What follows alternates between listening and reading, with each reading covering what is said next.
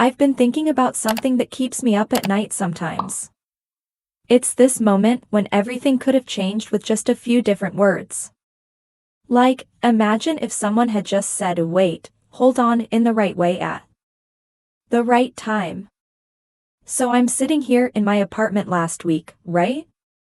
And I'm having this absolutely ridiculous argument with my roommate about, get this, whose turn it was to buy milk. I know, it sounds stupid now, but in that moment, we were both getting heated.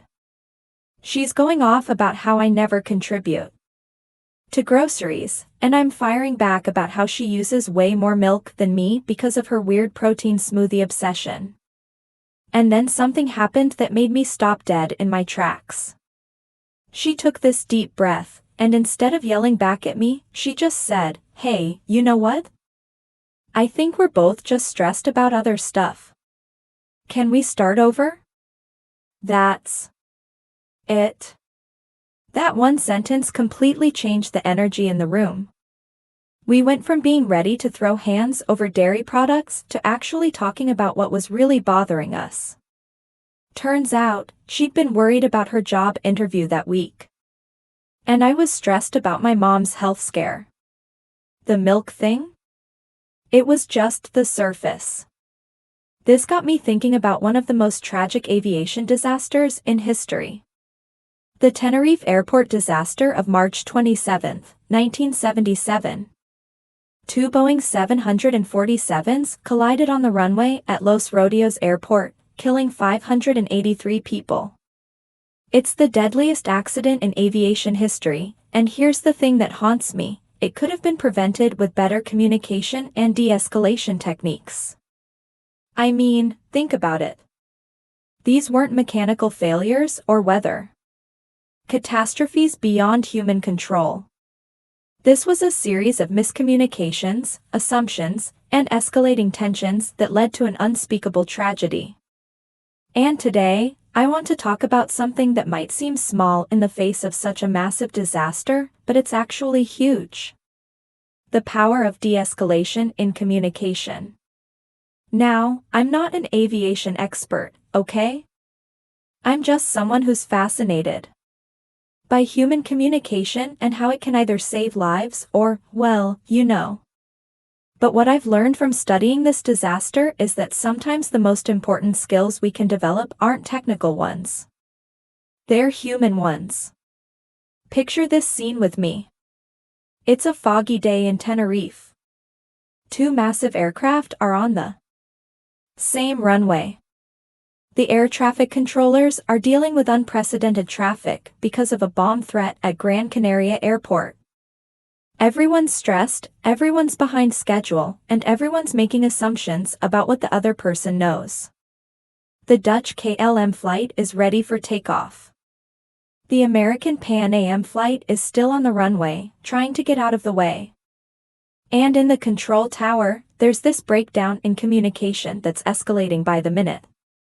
You know that feeling when you're in a group project, and everyone thinks someone else is handling the important part?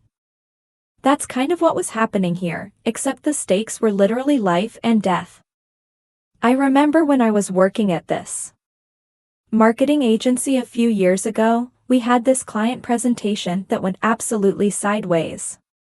Not comparing it to Tenerife, obviously, but the communication breakdown pattern was eerily similar.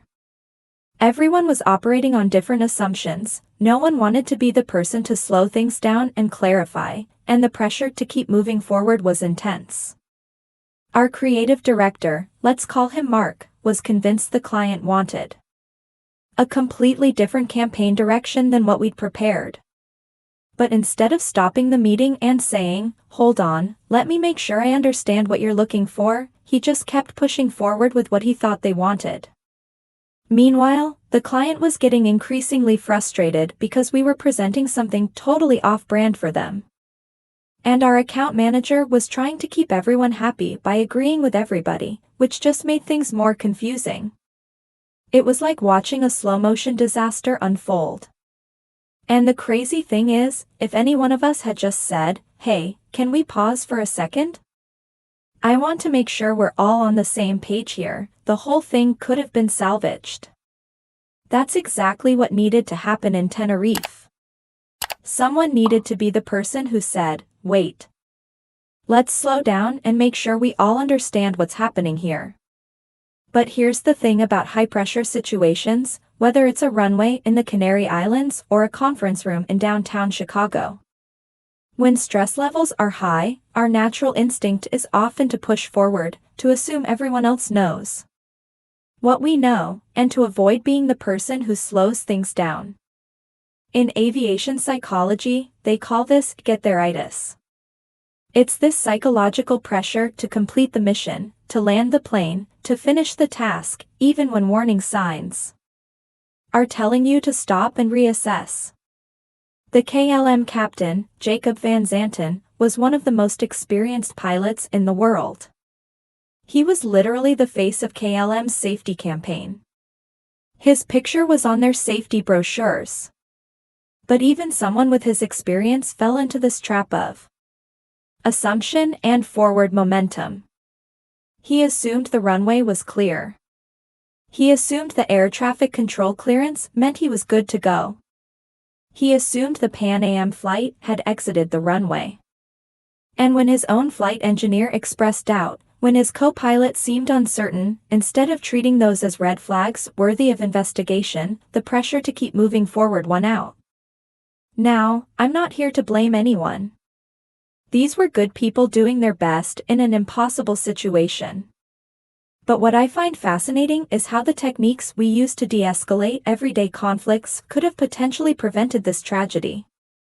Let me tell you about this technique I learned from a conflict resolution workshop I attended last year. It's called the pause and clarify method, and it's ridiculously simple but incredibly powerful. So I'm at this workshop, right? And the instructor, this woman named Dr. Sarah Chin, she puts us in these role-playing scenarios designed to create stress and miscommunication. I get paired with this guy named Dave, and we're supposed to be negotiating some kind of business deal, but she's deliberately given us conflicting information about what we're negotiating for. Dave thinks we're talking about a 6-month contract. I think we're talking about a 6-week project. Neither of us realizes the other person has different information. Sound familiar? So we start talking, and immediately things feel off. He's talking about quarterly reviews and long-term strategies, and I'm thinking, dude, why are you planning a year ahead for a 6-week gig? Meanwhile, he's probably thinking I'm completely unprofessional for treating such a major contract so casually. The frustration is building on both sides. I can feel it. He can definitely feel it. And that's when Dr. Chun stops us and introduces the pause and clarify technique. Stop, she says. Before you respond to what you think he said, repeat back what you heard and check if you understood correctly. So instead of me saying, look, Dave, I don't know why you're overcomplicating this simple project, I tried, okay, Dave, let me make sure I'm understanding you right. It sounds like you're talking about a 6-month commitment with quarterly check-ins. Is that what you meant? And boom. Light bulb moment. 6 months? No, man, I'm talking about a 6-month contract, not a 6-week project. Wait, what are you talking about 6 weeks for? Problem solved. Tension diffused. We realized we'd been given different briefing sheets, laughed about it, and actually ended up having a great conversation about real communication strategies. Such a simple technique, but it works because it does a few things at once. First, it slows down the conversation just enough to catch misunderstandings before they snowball. Second, it shows the other person that you're actually listening and trying to understand them, not just waiting for your turn to talk. And third, it gives both people permission to be confused or uncertain without losing face. Imagine if someone in that control tower at Los Rodeos had used this technique. Okay, KLM 4805, let me repeat back what I'm hearing. You're saying you're ready for takeoff and the runway is clear. Is that correct? Or if the KLM captain had said to his crew, before we start our takeoff roll, I want to make sure we're all clear on the runway status. What did everyone hear in that last radio transmission? I know it sounds almost too simple to matter in such a complex situation, but here's what I've learned about communication under pressure. The more complex and high-stakes the situation is, the more important it becomes to use simple, clear techniques. There's this other technique called emotional labeling that I discovered through this book I read about FBI negotiation tactics. Yeah, I know, weird reading choice, but stay with me here. So the idea is that when you can name the emotion that's happening in a conversation, you can actually diffuse some of its power. Like, if someone's getting frustrated or scared or angry, and you can acknowledge that emotion directly, it often helps bring the temperature down. I tried this with my sister during one of our famous holiday dinner arguments. You know how family conversations can go from 0 to nuclear in about 30 seconds? We were talking about politics, which, I know, rookie mistake, but it happened. She was getting really heated about some policy issue, and I could see her getting more and more upset. Instead of arguing back or trying to prove my point, I just said, "It sounds like this issue really frustrates you. Like, you're genuinely angry about how it's being handled." She stopped mid-sentence and looked at me like I'd grown a second head. "Yeah," she said. "I am angry about it. It feels like nobody in charge actually understands how this affects real people." And just like that, we went from arguing about abstract policy positions to having an actual conversation about her concerns and experiences. She felt heard, I understood her perspective better, and we didn't end up in one of those family fights that lasts for weeks. In the Tenerife situation, there were definitely emotions running high that nobody was acknowledging. The air traffic controllers were dealing with unprecedented stress. The pilots were under pressure to get their passengers to their destinations after hours of delays. Everyone was frustrated with the weather, the unexpected airport closure, the communication equipment problems. What if someone had just said, "This is a really stressful situation for all of us. Let's take a moment to make sure we're communicating clearly because I know we're all feeling the pressure here." Would it have changed anything? I don't know. Maybe not. But acknowledging the emotional reality of a situation often creates space for clearer thinking and better decision-making. There's also this concept I learned about called tactical breathing that first responders and military personnel use to stay calm under pressure. It's literally just a specific way of breathing, but it's designed to activate your parasympathetic nervous system and help you think more clearly when adrenaline is pumping. I started using this technique during job interviews after I had this absolutely disastrous interview experience about 2 years ago. I was interviewing for this position I really wanted, and about 10 minutes in, I could tell things were going badly. The interviewer seemed annoyed with my answers, I was getting flustered, and I could feel myself starting to ramble and say stupid things. Instead of continuing to spiral, I asked if I could have a glass of water. While they were getting it, I did this breathing technique. 4 counts in, hold for 4, 4 counts out, hold for 4. Just repeated it a few times. When they came back, I was calmer, thinking clearer, and I was able to actually listen to their questions instead of just panicking about how badly I thought I was doing. I didn't get that particular job, but the rest of the interview went so much better, and they actually referred me to another position that was a better fit anyway. The thing about breathing techniques is they're not just about staying calm.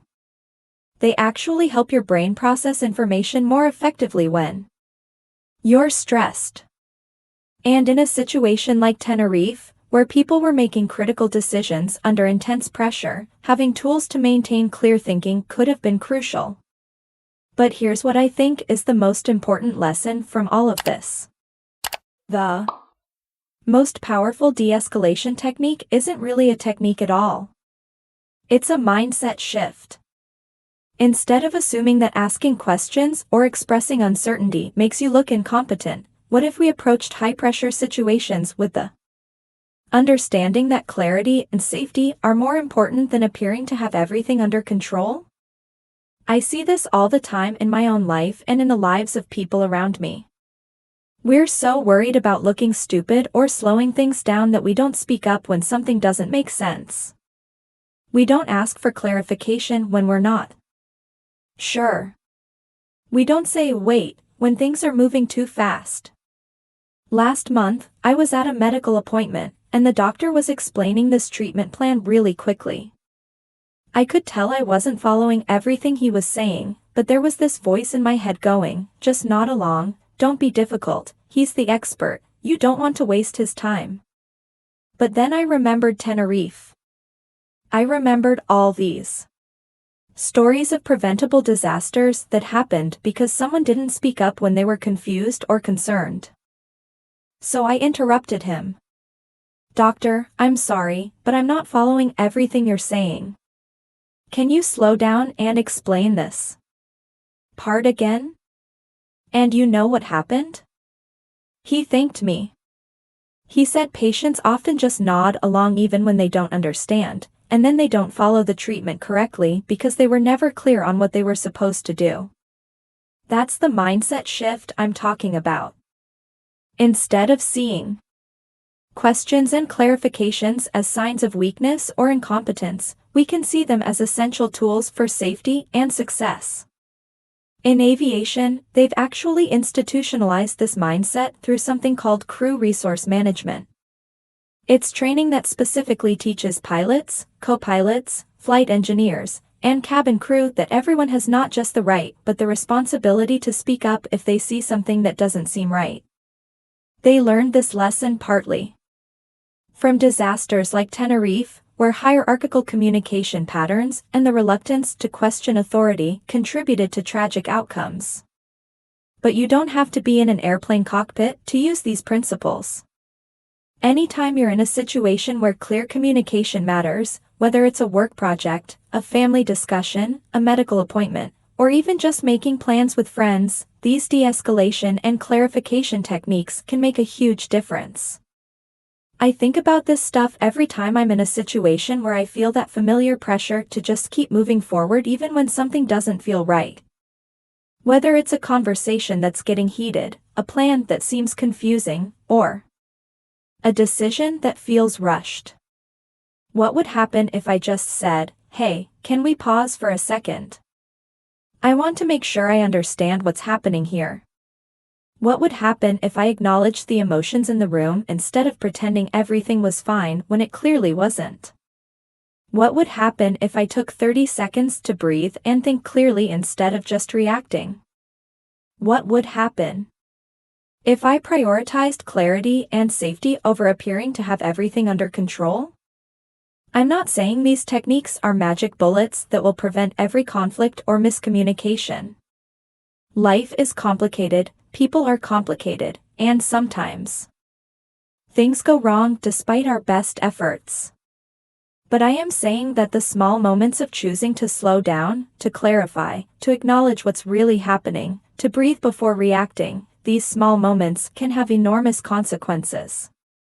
The pilots and air traffic controllers at Tenerife that day were skilled professionals doing their best in a difficult situation.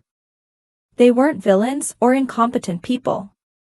They were human beings under pressure, operating in a system that didn't have enough safeguards for clear communication.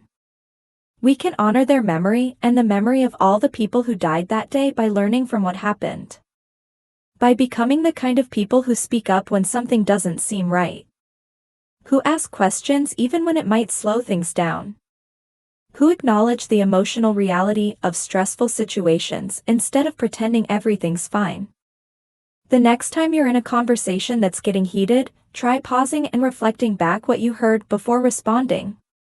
The next time you're confused about something important, try asking for clarification instead of just nodding along. The next time you're feeling overwhelmed or pressured, try taking a few tactical breaths before making your next decision.